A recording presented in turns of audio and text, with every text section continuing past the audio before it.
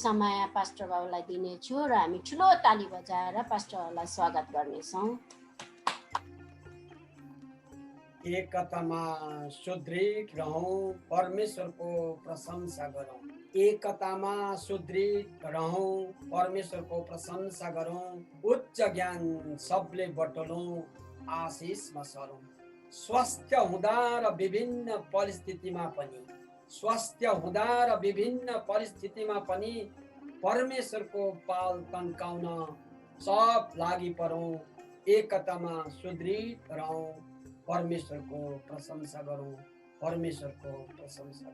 यहाँ सम्पूर्णमा ख्रिस्टीय अभिवादन। जय मसीह।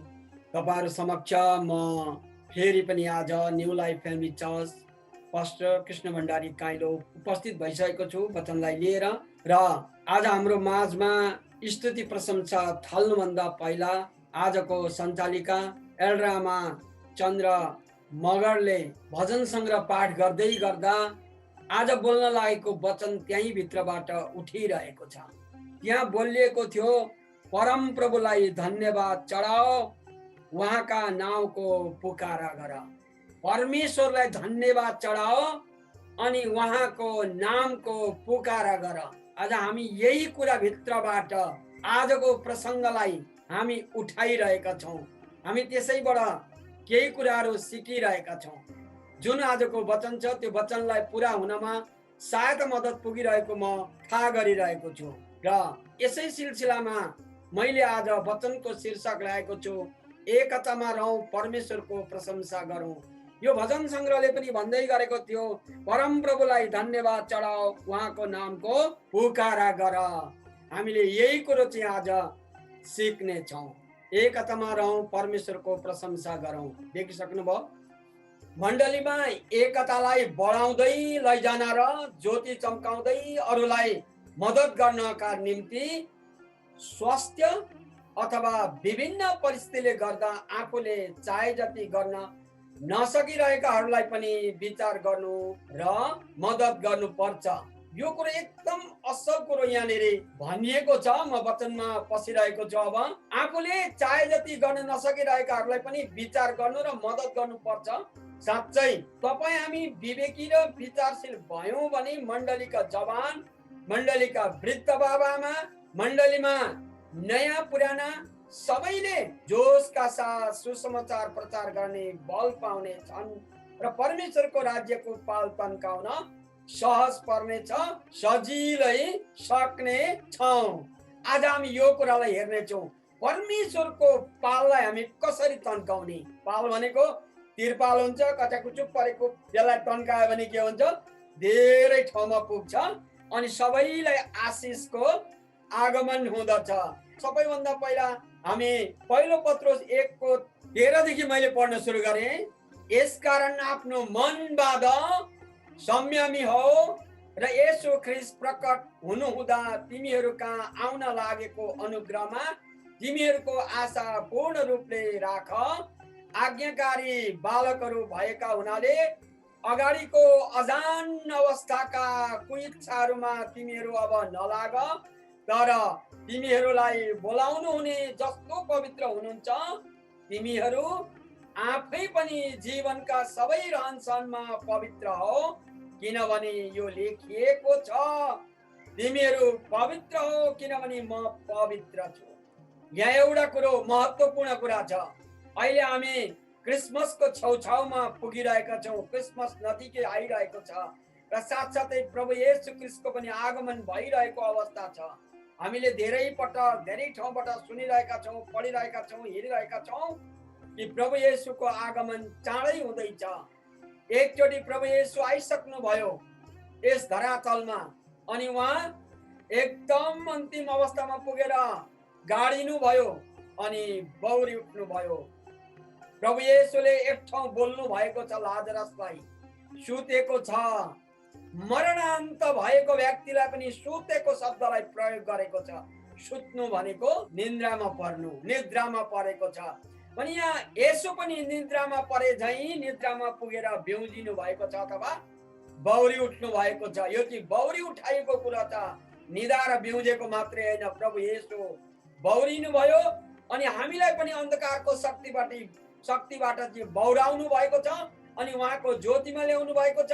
त्यसकारणले उहाँ प्रभु येशू पवित्र भएको कारणले भन्नुहुन्छ तिमीहरू पवित्र हो किनभने म पवित्र छु।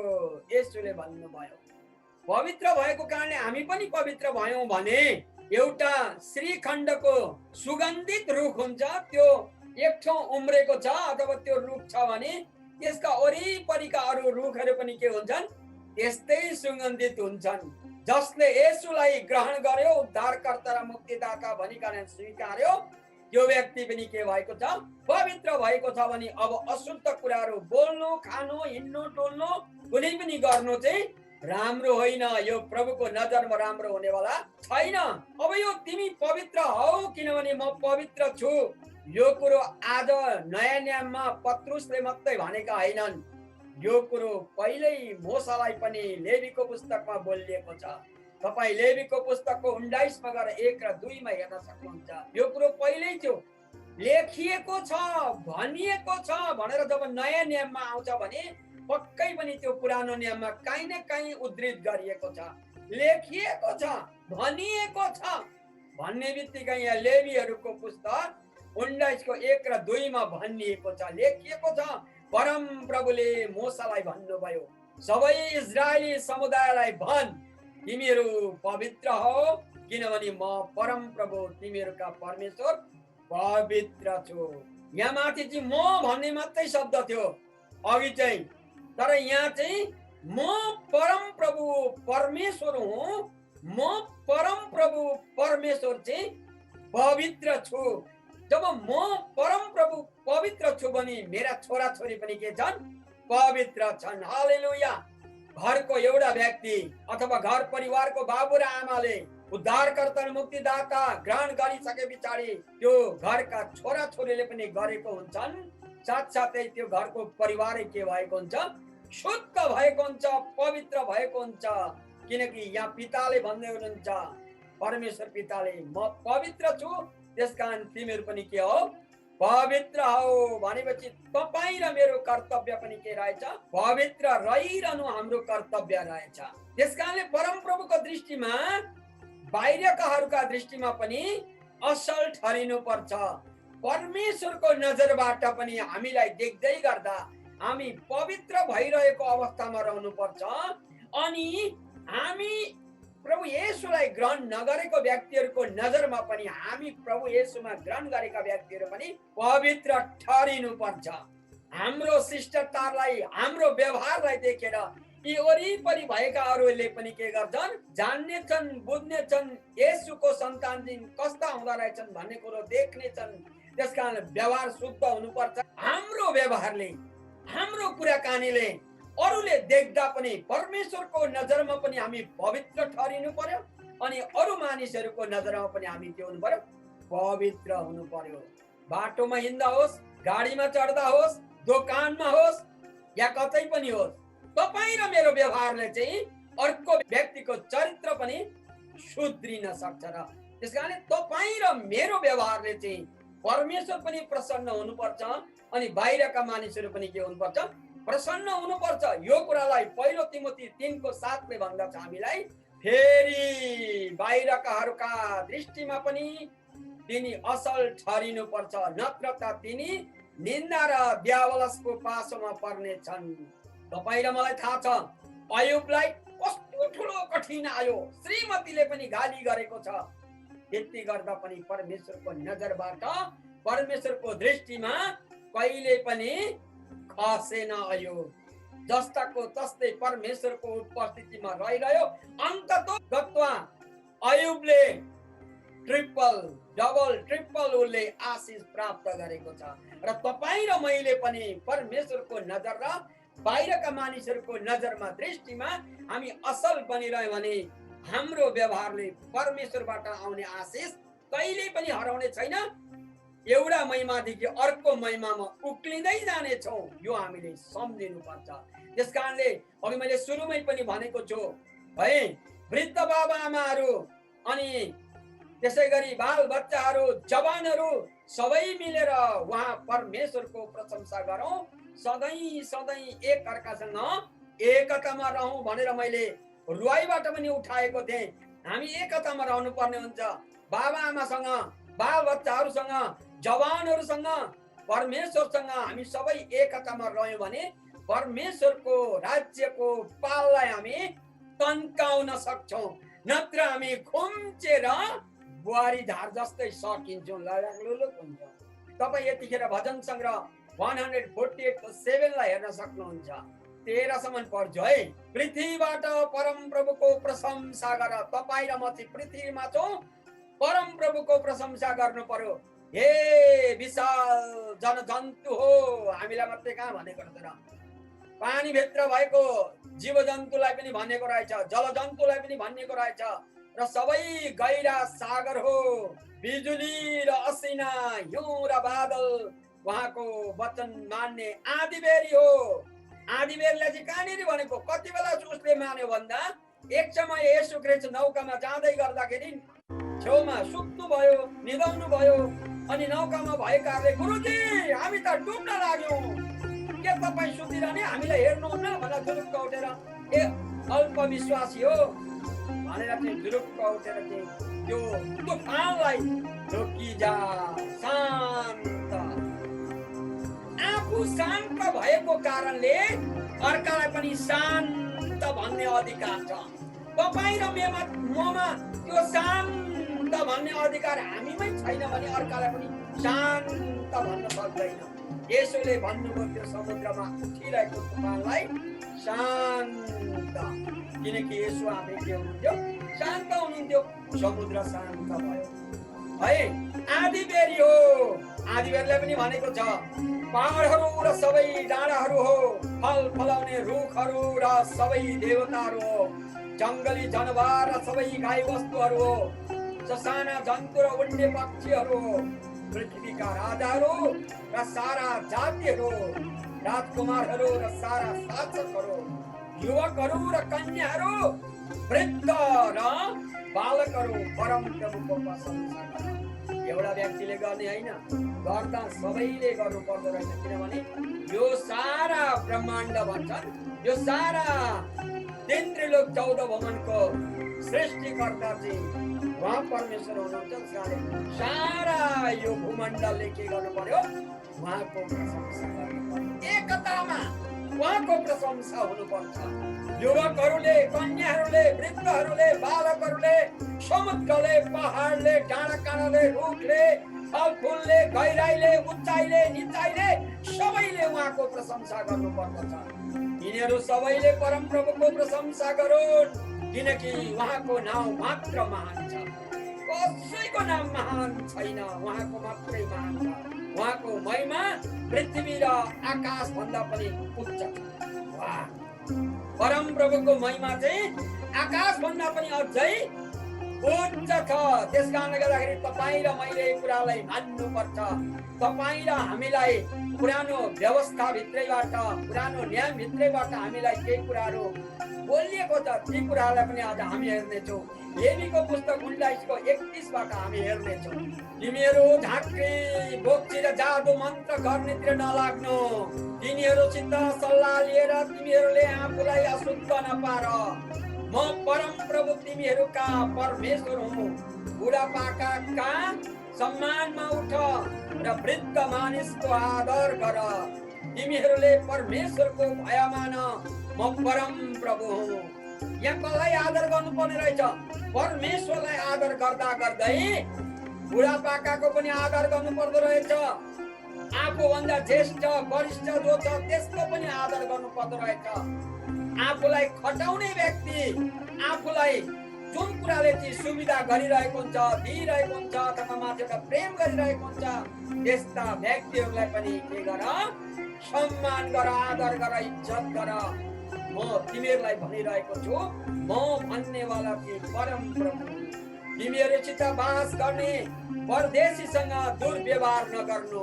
तिमीहरूले त्यसलाई आफ्नै देशमा जन्मेको जस्तै ठान्नु। तिमीहरूले त्यसलाई आफूलाई चाहिँ प्रेम गर्नु, किनभने तिमीहरू पनि मिश्रमा परदेशी थियौ। यहाँ त यतिखेर त आजकलको अवस्थामा हामी भन्दा अर्को को छ जान्ने भने जस्तो प्रकारले प्रभु येशूलाई ग्रहण गरेर उद्धारकर्ता मुक्तिदाता ठहर गरे पछाडि पनि आफ्नै समुदायभित्रका येशूको रगतका सन्तानलाई नै के हो यहाँ अपमान गरिएको हामी धेरै ठाउँ देख्दछौँ। त्यसकारणले यहाँ त त्यस्तो भनिएको छैन, यहाँ त चाहे ऊ कोही पनि होस् उसलाई सम्मान गर, इज्जत गर, कदर गर। परमेश्वर सँगसँगै सबैलाई कदर गर। तिमीहरूले त्यसलाई आफ्नै देशमा जन्मेको जस्तै ठान्नु। तिमीहरूले त्यसलाई आफूलाई नै प्रेम गर्नु, किनभने तिमीहरू पनि मिश्रमा परदेशी थियौ। म परम प्रभु तिमीहरूका परमेश्वर हो। हामी दुःख पाएका मिश्रमा थियौँ। अहिले यतिखेर तपाईँ र म मिश्रमा थियौँ भन्दै गर्दा मिश्र एउटा निमित्त बनेको छ। त्यो मिश्र देश एउटा निमित्त हो, तर तपाईँ र मेरो जीवन पनि एक दिन मिश्र देशमा बसेका थियौँ, समस्यामा थियौँ, धेरै कुराको बोझमा थियौँ, हामी दबिएका थियौँ। त्यस्तो ठाउँबाट परम प्रभुले हामीलाई टपक्क झिकेर उहाँको राज्यमा ल्याउनु भएको छ। त्यसकारणले हामी उहाँको प्रशंसा गर्नुपर्दछ। 35 ले भन्छ, तिमीहरूले नाप्दा, जोग्दा र भर्दा छल नगर्नु। यो व्यापारीहरूलाई, दोकान गर्नेहरूलाई मैले चामल किन्न भनेर गएको थिएँ। यहाँ हजुर चाहिँ त्यतिखेर ओछ्यानमा सुतिरहनु भएको थियो। ती नानीको काख, सानो बच्चालाई काखमा ल्याएर सुतेको अवस्थामा अल्ल चामल किनेर ल्याउनु पर्यो, मिठै खुवाउनु पर्यो भन्ने लागेर ती गएको नि त हौ। चामल किने अनि कौलिन एकदम मजाले कौलिन्छे। त्यो दोकान गर्नेले मात्रै कौलिन्छे। चामल तौलिसकेपछि अर्जिनल दोकानमा लगेर त चामल राखेको त 5 किलो चामलमा त झन्नै 1 किलो चामल पुगेन। त्यो पल्लाको मुनि नै केही कुरो राखेर उनीहरूले तान्दा रहेछन्। अनि चामल थोरै जाँदा पल्लाको त्यो हुन्छ नि त्यो डाक्लो, त्यो चाहिँ सिधा हुँदो रहेछ। सिधै पर छ भन्छ मान्छेले टुइटी भर्दै लाँदै लान्छ। तर मलाई थाहा भयो यसले के गरे, यही टेक्निक जस्तो लगेर पर्तिर तौलेको त छैन हौ चामल त। यस्तो तिमीहरूले नाप्दा, जोग्दा र भर्दा छल नगर्नु। अमेरिकामा त त्यस्तो हुँदैन, तर कति ठाउँ त्यस्तो हुन सक्ला। र यही कारणले यो वचनले भनेछ नठग्नु है। तिमीहरूसँग ठिक ठिक तराजु र ठिक नाप र तौलहरू राख्नु। कति दिन्छु ठिक ठिक राख्नु। तिमीहरूलाई मिश्रबाट निकालेर ल्याउने म परम प्रभु तिमीहरूका परमेश्वर हुँ। घरि नघरि पटक पटक म तिमीहरूको परमेश्वर हुँ, म तिमीहरूको परमेश्वर हुँ, म तिमीहरूको परमेश्वर हुँ। पटक पटक यसरी परमेश्वरले हामीलाई भनिरहनु भएको छ, म तिमीहरूको परम प्रभु हुँ, म तिमीहरूको परमेश्वर हुँ। 37 ले भन्छ, तिमीहरूले मेरा सबै विधानहरू पालन गर, म परम प्रभु। मैले भनेको कुरा सुन। म के भन्दैछु?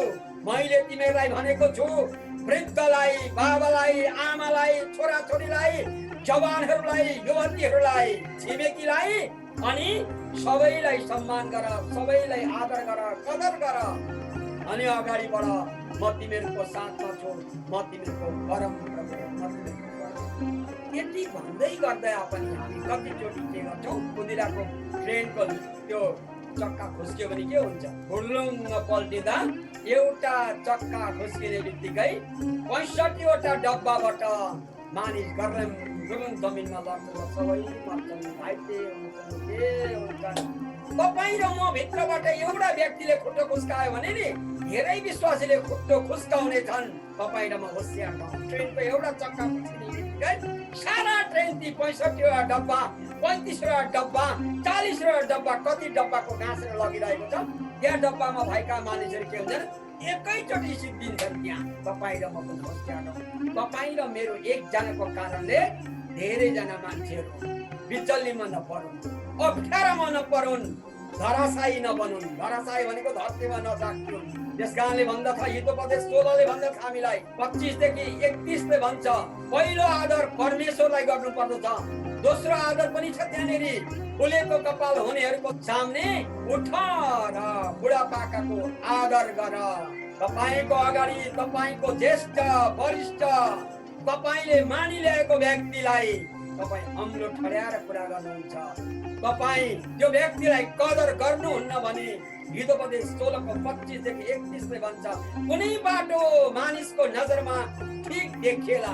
यसरी आफूभन्दा ज्येष्ठलाई, आफूभन्दा वरिष्ठलाई अथवा आफूले मानिरहेको व्यक्तिलाई, बाबुलाई, आमालाई, दाजुलाई, दिदीलाई अम्लो ठहराउने उसको नजरमा जसले गर्छ उसको नजरमा ठिकै होला, तर अन्त्यमा त्यसले मृत्युमा पुर्याउँछ।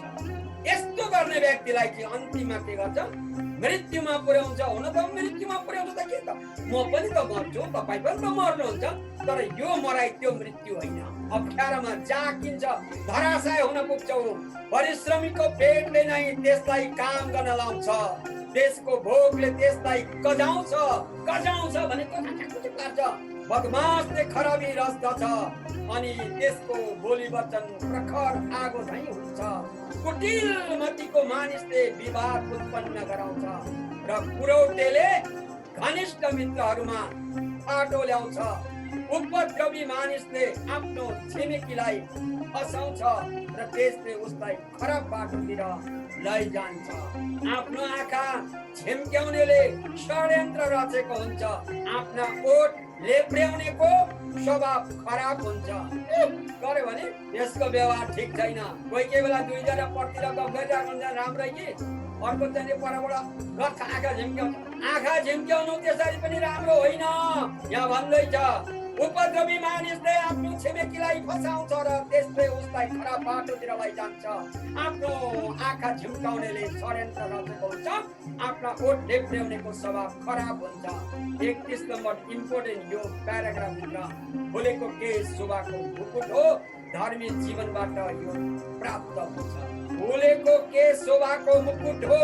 तपाईँ र मेरो, मभन्दा दाजु परेको, दिदी परेको अनि आफूले मानिरहेको व्यक्तिलाई कदर गर्नुपर्छ भनेर यो वचनले हामीलाई सिकाइरहेको छ। बोलेको केस शोभाको मुकुट हो, धर्मी जीवनबाट यो प्राप्त हुन्छ।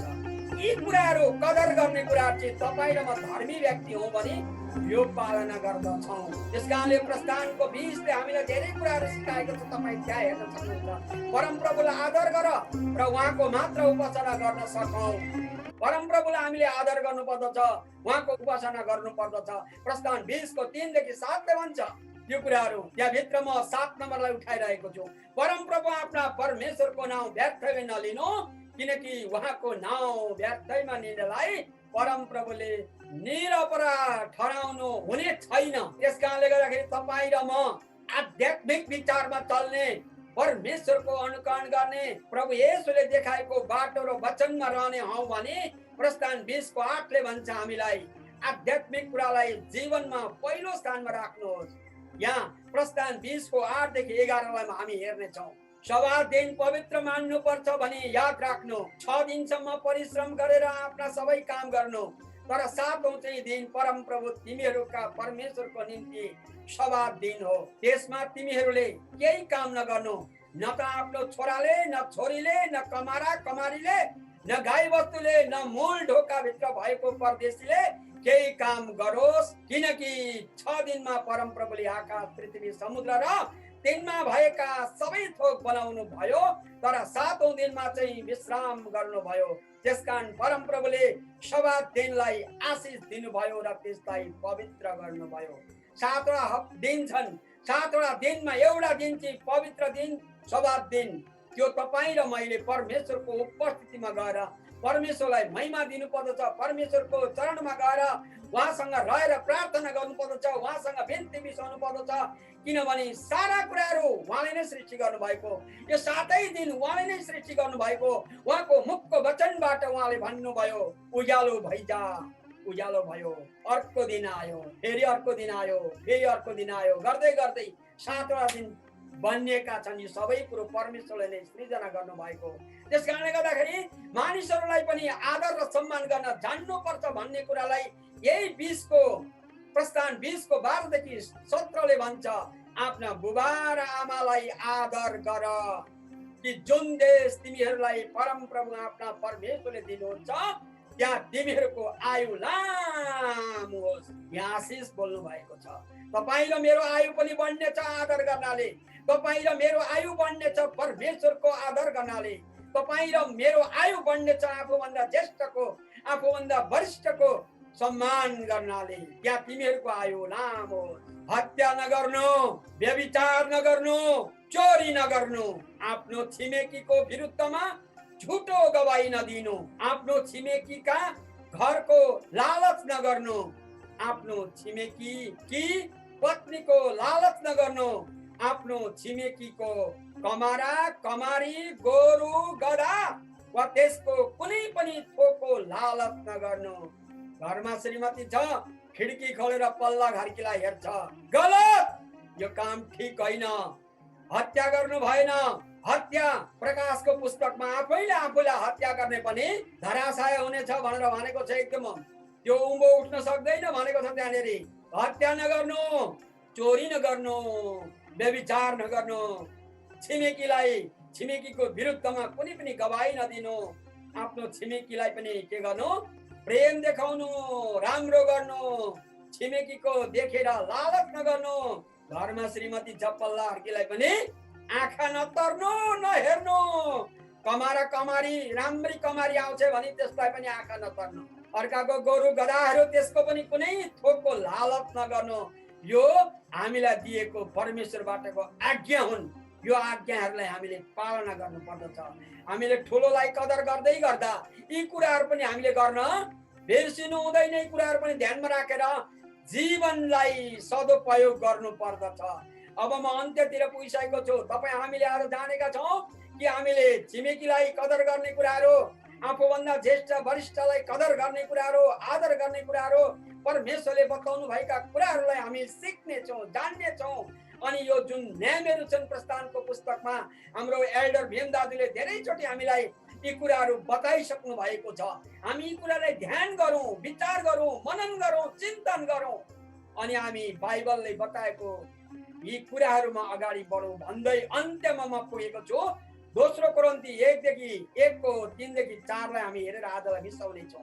हाम्रा प्रभु येशू ख्रीष्टका परमेश्वर तथा पिता, करुणामय पिता र सबै सान्त्वनाका परमेश्वरलाई प्रशंसा होस्। उहाँले हामीलाई सबै थोकमा सान्त्वना दिनुहुन्छ ताकि हामीले पनि परमेश्वरबाट पाएको त्यही सान्त्वनाले कुनै पनि दुःखमा परेकाहरूलाई सान्त्वना दिन सकौँ। परम प्रभु परमेश्वरबाट आउनु भएको प्रभु येशू ख्रीष्टका हामी अनुयायी हौँ। उहाँसँग हामी हिँड्छौँ, उहाँले बताएका कुराहरू मान्छौँ। हामी परमेश्वरका सन्तान हौँ। अनि उहाँले हामीलाई के पनि गर्नुहुन्छ, सान्त्वनाका परमेश्वर हुनु भएको हुनाले उहाँले हामीलाई पनि सान्त्वना दिनुहुन्छ। लाजरसलाई 4 दिन 4 रात त्यो चेनमा अथवा त्यो कब्रस्थानमा राखे पछाडि ती दिदी बहिनीलाई पनि सान्त्वना दिएको छ भनी सँगसँगै प्रभु येशू आफैले पनि के गर्नुभयो, तपाईँ र मेरो निम्ति रुनेहरूसँग रो, हाँस्नेहरूसँग हाँस, तर उपद्रव गर्नेहरूसँग उपद्रव गर्ने काहीँ पनि भनेको छैन। फटाइ गर्नेको साथमा फटाइ गरे काहीँ पनि भनेको छैन। दुराचार, व्यभिचार, भ्रष्टाचार आदि इत्यादि गर्नेसँग त्यसै गर पनि भनेको छैन। तर त्यहाँ रोएको ठाउँमा येशू के गर्नुभएको छ, रोनु भएको छ। येशू रोनु भयो। सबैभन्दा छोटो वाक्य, येशू रोनु भयो। येशू त्यहाँ रोनु भएको छ। यसको अर्थ के भने येशू त रोनु भयो भनेर चाहिँ त्यहाँ जमघट भएका, त्यहाँ भेला भएका ती सबै मानिसहरू लिएर दिदी बहिनीले पनि के पाएका छन्, सान्त्वना पाएका छन्। परमेश्वर पिता चाहिँ हाम्रो सान्त्वना दिने एक परमेश्वर पनि हुनुहुन्छ। तपाईँ र मलाई दुःखमा पर्दा सान्त्वना दिनुहुन्छ है। हामी परमेश्वरबाट जे जे कुराहरू पाउँछौँ त्यो सबै उहाँले हामीलाई सान्त्वना स्वरूप, उहाँले आशिषले भर्दै लैजानु भइरहेको छ।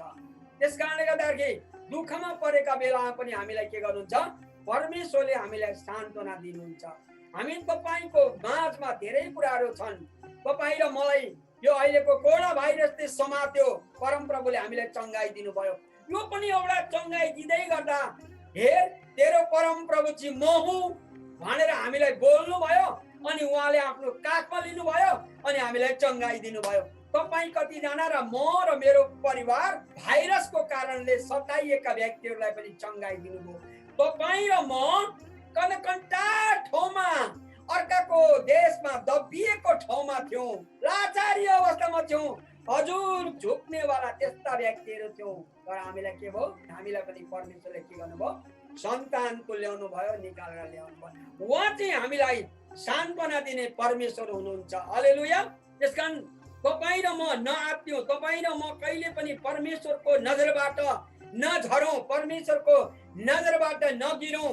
अनि आफूभन्दा ज्येष्ठ वरिष्ठ, आफूभन्दा मान्य व्यक्तिहरूबाट पनि कहिले पनि नझरौँ, नगिरौँ। किनकि तपाईँ र मैले पाइरहेको शिक्षा पनि आफूभन्दा माथिको व्यक्तिले केही कुरो दिएको हुन्छ। तपाईँ र मैले, विशेष गरी मलाई भन्नुपर्दा मेरो बुबा पुजारी हुनुहुन्थ्यो, मेरो बुबा कारबारी हुनुहुन्थ्यो। मेरो बुबा भुटानमा 13 वर्ष कारबारी गर्नुभयो, 17-18 वर्ष मन्दिरको पुजारी गर्नुभयो। अनि म दारी फुल्दै गर्दा, मेरै अवस्थामा पनि दारी फुल्दै गर्दा पनि मैले बुबाले भनेको कुरो म मान्ने गर्दथेँ। किनभने उहाँ चाहिँ मेरो मान्य व्यक्ति थिए। परमेश्वर पछाडिको व्यक्ति चाहिँ उहाँ मात्रै एकजना हो नि त। मैले उहाँको कुरा सुन्नु पर्छ नि त।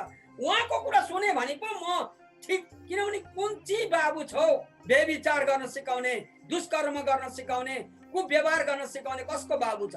सबैका बाबुले असल कुराहरू सिकाइरहेको हुन्छ, असल कुरा भनिरहेको हुन्छ। त्यो कुरालाई नमान्नु छोराछोरीले एकदम गलत काम गर्नु हो। त्यसकारणले तपाईँ र मैले आजको शिक्षाबाट धेरै कुराहरू थाहा पाएका छौँ। हामीले सबैको शिक्षालाई पनि सिरोपर गर्दै, परमेश्वरले बताएका कुरालाई पनि सिरोपर गर्दै हाम्रो जीवनलाई सञ्चालन गरौँ भन्दै आजको यो वचनबाट म बिदा हुन्छु। यहाँहरू सम्पूर्णलाई ध्यानपूर्वक आजको वचनलाई मनन गरिदिनु भयो, चिन्तन गरिदिनु भयो, सुनिदिनु भयो। त्यसको लागि तपाईँहरूलाई धन्यवाद दिँदै बिदा हुन्छु। धन्यवाद। जय मसीह। वचन ल्याउनु हुने प्रभुको दास हाम्रो पास्टर बाबुलाई हामी ठुलो ताली बजाएर धन्यवाद दिनेछौँ।